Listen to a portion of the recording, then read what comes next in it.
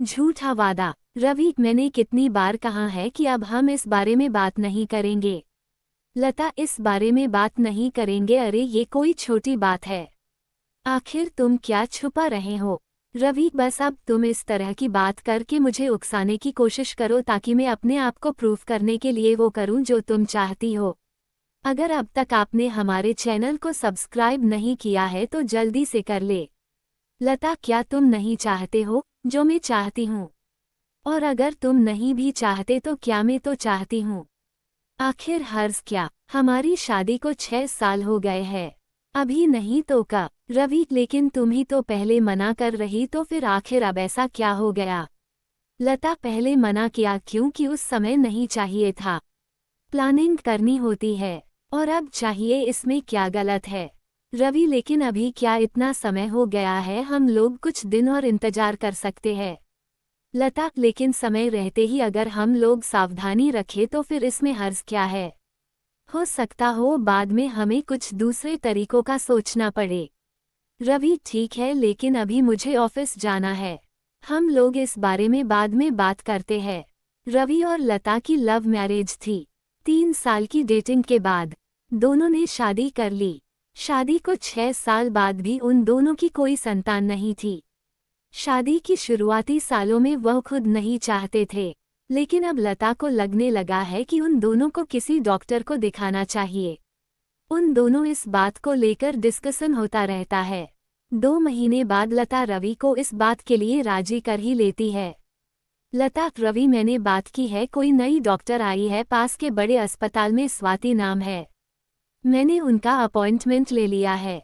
तुम्हें मेरे साथ चलना है होगा? रवि ने हाँ में सर हिला दिया। रवि और लता दोनों अपने अपॉइंटमेंट वाले दिन पहुंच गए अस्पताल। अपने नंबर का वेट कर रहे थे। करीब 3 घंटे के इंतजार के बाद उनका समय आया डॉक्टर से मिलने का। दरवाजे पर जो था उसने उन्हें अंदर आकर बैठने को कहा कि मैडम अभी आ रही है, आप बैठिए। रवि और लता दोनों अंदर आकर बैठ गए। रवि धीरे धीरे फुसफुसाने लगा। रवि, इतना इंतजार तो पहले ही किया है और अभी इंतजार करना बाकी रह गया क्या? लता, हाँ, तो इसे से पता लगा सकते हो कि इनके पास कितने लोग आते हैं। कुछ बात है तभी तो आते होंगे ना। कुछ समय बाद मैडम अंदर आई। एक फाइल थी उनके हाथ में। स्वाति, ओह, आपको इंतजार करना पड़ा। मुझे बस 2 मिनट दीजिए, मैं आपसे बात करती हूँ। लता, ओहो के, नो प्रॉब्लम। स्वाति फाइल पढ़ रही है और पढ़कर फोन उठाकर कुछ इंस्ट्रक्शन देकर फोन रख देती है। स्वाति, हाँ बोलिए लता जी। लता, मैडम, मैं लता और यह मेरे हस्बैंड है रवि। स्वात लता की ओर देखती है और एक नज़र देखने के बाद फिर से वो देखती है। उसके चेहरे के हाव भाव बदल जाते हैं। वो कुछ सेकंड तक रवि को देखती रहती है। स्वाति ने रवि को अभी देखा, लेकिन रवि जब से स्वाति कमरे में आई तब से देख रहा है।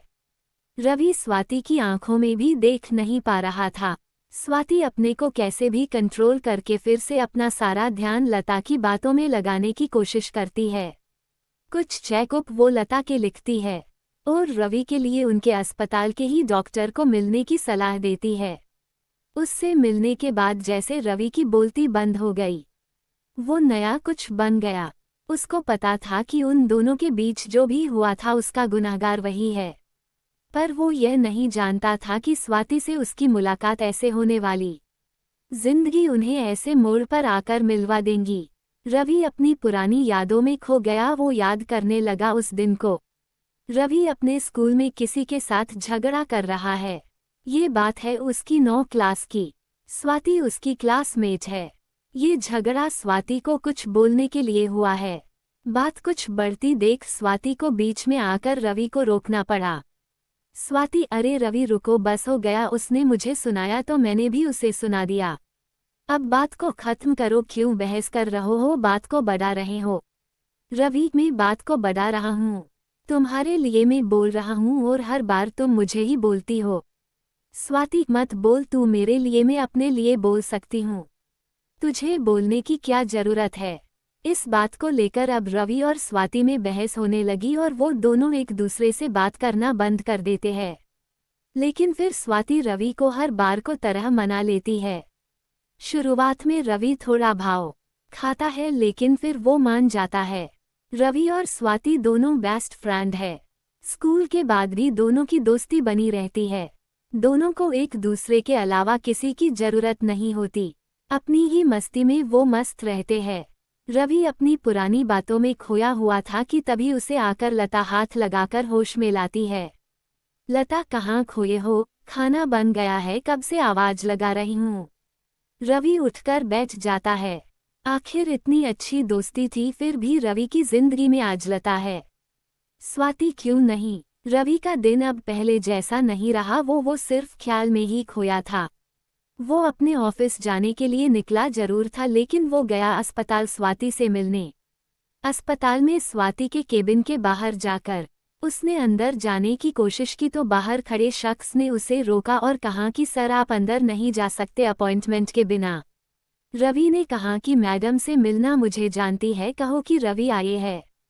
जब वो अंदर जाकर मैडम से पूछ के आया तो बोला कि मैडम ने बोला है कि जिसके पास अपॉइंटमेंट है सिर्फ उसे अंदर आने दो। रवि को जैसे थोड़ा बुरा लगा। उसे समझ आ गया कि स्वाति को अब उससे बात करने में कोई इंटरेस्ट नहीं है। रवि छोटा सा मुंह बनाकर वहां से निकल गया। रवि अपने ऑफिस गया। दिन भर बस यही सोचता रहा। उस पल को याद कर रहा था जब स्वाति मेडिकल एग्जाम की तैयारी करने के लिए अपने शहर से बाहर जाने वाली थी। रवि की फैमिली वो शहर छोड़ रही थी क्योंकि उनकी केवल एक संतान थी रवि। उन्हें लगा कि जहां रवि की आगे की पढ़ाई होगी वो भी वहीं रहेंगे। स्वाति और रवि दोनों ही अब उम्र के उस पड़ाव थे जब किसी के जीवन में प्यार की दस्तक होने लगती है। स्वाति, अब पता नहीं कब मिलना होगा। मेरा सपना तो तू जानता है कि मुझे डॉक्टर बनना है। रवि, मुझे एक बात बोलनी है। किसी भी बात को आप अपनी कमजोरी बना सकते हो या ताकत। मैं आज तुझसे एक वादा लेने वाली हूँ। रवि, क्या वादा? स्वाति, देखिए, तुझे भी पता है और मुझे भी कि हम दोनों अब सिर्फ दोस्ती नहीं बल्कि प्यार है। और मुझे ये भी पता है कि तू बोलेगा नहीं, मुझे ही बोलना पड़ेगा, तो मैं आज बोल रही हूँ आई लव यू। लेकिन यह एहसास हमारा है। हमारे माँ बाप ने हमारे लिए कुछ सोचा है। उनके भी सपने हैं। मैं चाहती हूँ कि हमारा प्यार हमारे फ्यूचर के आगे ना आए। कमजोरी नहीं, हमारी ताकत बने। हम दोनों पहले कुछ बन जाते हैं, फिर साथ होंगे, खुश होंगे। मैं तुझसे ये वादा करती हूँ कि मैं तेरी हूँ। क्या तू भी मुझसे करता है? रवि, तेरी हर बात मुझे मंजूर। पक्का वादा? और हाँ, लव यू टू। मैं शायद ही कह पाता। तूने सही सोचा। इतना कहकर दोनों ने हग किया। स्वाति की आंखों में आंसू थे। स्वाति, देख, मुझसे ज्यादा सुंदर कोई मिली और तू गया ना तो तुझे मार डालूंगी। रवि इन बातों में खोया ही था कि उसके फोन पर रिंग बजती है। कोई अननोन नंबर था। रवि फोन रिसीव करता है। वो फोन स्वाति का होता है। स्वाति, हाँ, तुम मिलने आए थे? वो अस्पताल था। अभी मिल सकते हो तो आ जाओ। मैं स्वाति उसे एक कैफे में बुलाती है। रवि और स्वाति अब एक दूसरे के आमने सामने है।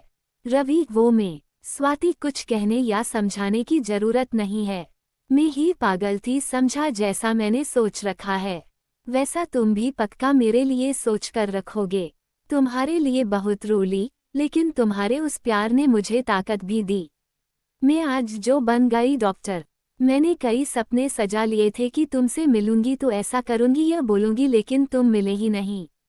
समझ आया मुझे तुम्हारी पत्नी को देखकर अच्छी सुंदर है। अब मुझे पता चल गया कि तुम क्यों नहीं मिले। चलो कोई बात नहीं, मैं अभी उस जोन से निकली नहीं, इसलिए शादी नहीं कर पाई। पता नहीं आगे क्या होगा, लेकिन तुम्हारे लिए खुश हूँ। और थोड़े बहुत इलाज की जरूरत है, उसके बाद तुम दोनों को बच्चा भी हो जाएगा। मैंने रिपोर्ट देखी है। रवि कुछ बोल नहीं पाया। स्वाति, चलो कोई बात नहीं, इतने साल बाद मिले, अच्छा लगा। अब हम दोनों के रास्ते अलग है। अब उस बात को लेकर तुम्हें अपना प्रेजेंट खराब नहीं करना चाहिए।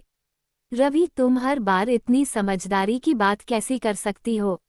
मेरे कुछ कहने के पहले ही सब बोल देती और समझ जाती हो। स्वाति, मेरे लिए कुछ सोचने की जरूरत नहीं है। डॉक्टर हूँ और हाँ, अगली बार मेरे क्लिनिक में आओ तो अपॉइंटमेंट लेकर आना। अब मैं ऐसे ही नहीं मिल जाती। इतना कहकर स्वाति उठकर जाने लगी। रवि उसको रोकने की कोशिश नहीं करता उसे पता है कि अब वो नहीं रुकेगी। आपको ये कहानी कैसी लगी हमें कमेंट कर जरूर बताएं। इसी तरह की अच्छी कहानियाँ आप यहाँ पर सुन सकते हैं। यहाँ उपस्थित शिक्षाप्रद कहानियाँ आपका मनोरंजन करने के साथ दिशा भी देंगी। तो बने रहिए हमारे साथ और हमारे प्रयास को सफल बनाएं। अगर अब तक आपने हमारे चैनल को सब्सक्राइब नहीं किया है तो जल्दी से कर ले।